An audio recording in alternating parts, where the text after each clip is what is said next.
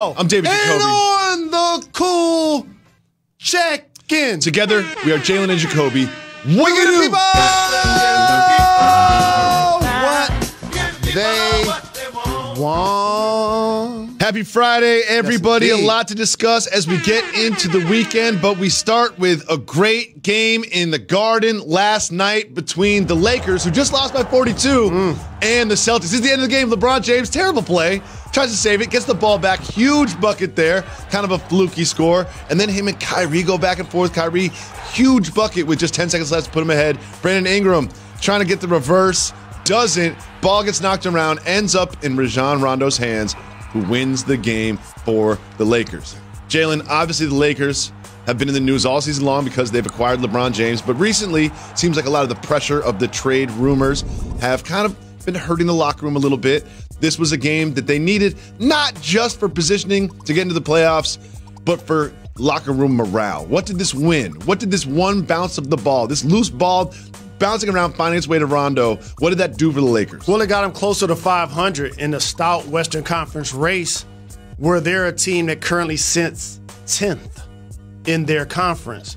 And Dave McMenamin did a really good job of coming on Get Up and documented how basically Rajon Rondo took a level of leadership in galvanizing the young players, allowing them to feel confident about themselves after knowing that basically either they would or would not be traded. Once it does not happen, now it's a couple of things that takes place. Explain. And this is from a player that's been traded and clearly been in trade rumors. When you don't get moved, you're still committed to the team, but I got to look out for myself now. A little different. Oh, no. I got to look out for myself now. Am I renting? Am I leasing? Do I own this place? Do I want to keep this place if I'm traded?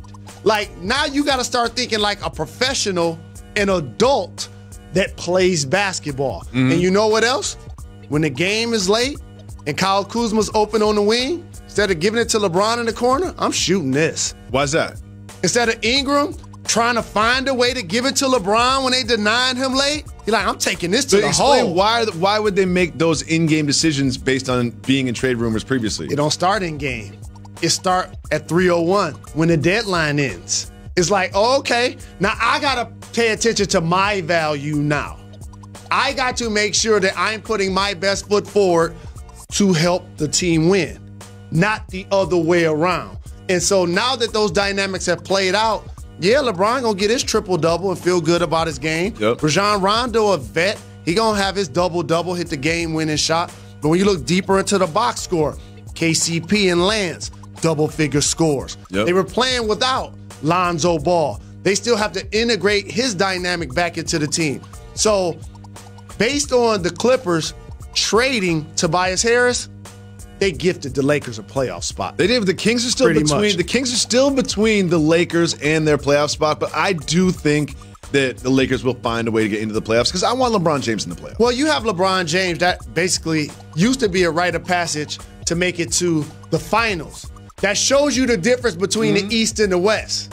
Yeah, because now they have LeBron James and they're struggling to get in the playoffs. I was thinking earlier today, missed 17 games. When was the last time LeBron James was struggling to get in the playoffs? He had never missed as many games in a regular season, though. Ever. So that's fair. It's fair to say those things are correlated because you saw the way the Lakers played without LeBron. No question about it. So the Boston Celtics defensively were a turnstile, by the way. They allowed the Lakers to shoot 22 threes. A lot of open That's threes. A franchise record. How about this? Both teams had 35 assists, which is amazing. Each of them also only had 8 turnovers. So for the Lakers, who have a tough schedule remaining, I still believe they have a chance to get in because they're really only 3 games out of the 6th spot and they can go on the run. But they won't be like a top 4 team at this point. One thing to look at with this Lakers game, sure, it's great they won. They were terrible from the free throw line. Just terrible. Like they shot like 30% from the free throw line. And it's nice at the end of the game when the ball bounces your way and you get open shots. But a lot of times at the end of the game, you got to make it the shots from the stripe. And they just could not last night. That's what I love about sports. Because if Rondo misses that shot, we're having totally different conversation. It's not just even if Rondo misses that shot. That ball bounced off like 8 people on the floor before it even found its way to Rondo. It wasn't like they ran a play for an open shot for Rondo. Like, that was just bouncing off Chandler, bouncing off Tatum, right into his hands. Like, that was a lucky bounce. No doubt about it. And the thing for it is, you lose by 40 at Indy, then you go to Boston and get down 18. If that continues, we're talking about, is Lew Walton going to finish the season? Mm-hmm. We're talking about, did LeBron destroy the psyche of his young players? And you ready for this? Kevin Durant made a comment earlier in the year, the guy LeBron took first in the draft, and he alluded to playing next to LeBron creates a toxic environment based on the media coverage, is what he meant, right? Yep. When you're on the free throw line in Indiana and the crowd is chanting, not Lakers, not Los Angeles, they're chanting, LeBron's gonna trade you. Mm-hmm. And after the game, when they asked the players about it, I heard it. LeBron, did you hear it? I heard it. You know what he didn't say? That he didn't have anything to do with whether people get traded or not. So now as a teammate, you like, oh, okay, it is what it is. He's an iconic player. He deserves that power, but I got to play for my value. I got to help us get to the playoffs because a lot of those guys will be playing in the playoffs for the first time. It's time for Jalen Rose to once again take us behind the curtain.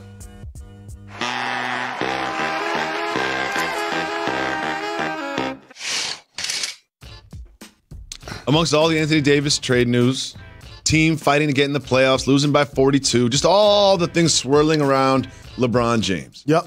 LeBron James was asked about his legacy and what another championship would mean to him, and he had a pretty interesting response. Let's listen. Nothing I need to get in this league that I don't already have. So everything else, for me is just like just icing on the cake. I love, the process of everything that I go through to be able to compete every single night, put teams in position to compete for championships. But there's nothing that I'm chasing or that I feel like I need to end my career on.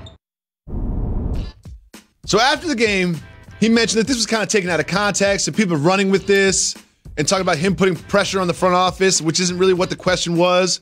But what is he saying by this? There's nothing you hear that? I need to get. You hear that? Beep, beep. It sounds like someone walking back some of the comments that they made.